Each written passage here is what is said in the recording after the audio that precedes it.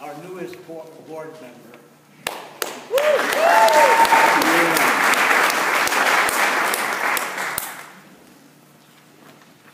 Yeah, I attended a group meeting and they're like, we need more board members, and here I am now. So, but I actually started as an oral history volunteer with the Rainbow History Project, and my first interviewee actually was Jill Strawn, who's one of our honorees today. And I was apparently part of the covert operation to try to get more information about her before we actually presented this awards. We seemed like we knew what we were talking about. But she's been in DC a couple years, and I was really nervous when I went to my oral history interview. I had all these questions prepared. I didn't know what to expect. But she just took me into her story, and if you look at her eyes, they're just sparkling, they just take you in. And I think for me as a young person, it's hard to remember that, today in DC we've got gay soccer leagues and gay volleyball and gay choruses and everything.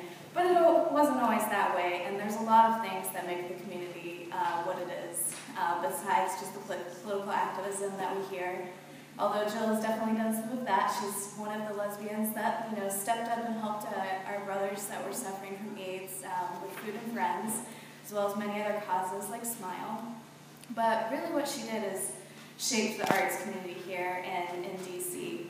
And one of my first mistakes when interviewing her was referring to her organization as the Gay and Lesbian Chorus of DC, and she said, no, the lesbian is first. Apparently it also was referred to as the Gardening Club of DC or something like that at some points, but what was really important to that group is it was a mixed chorus, which was kind of a little bit of an anomaly for the gay chorus movement of the time, and they actually found themselves quite out of place sometimes in the larger national gay movement. But really what this group was a community for people, and as I've met more people through Jill to interview, I've really seen that not only was this a group where people came together and sang and tried to communicate different experiences through different languages, different cultures, it was also really a home for people, and if someone didn't show up for choir practice, everyone was calling to ask where they were. And I think that's really great. And I also wanted to share the reason that Jill described that she sang.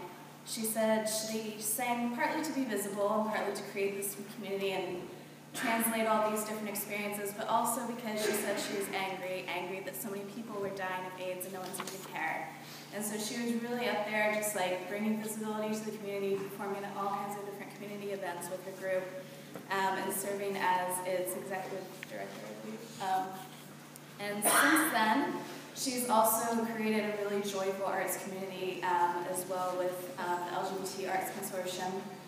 Both of these organizations have sadly folded today because, as I said, there's a million and one things to do now to be gay. There's gay soccer and gay volleyball. But I think that she's really made a great contribution to this community, and I'm honored to be presenting it today.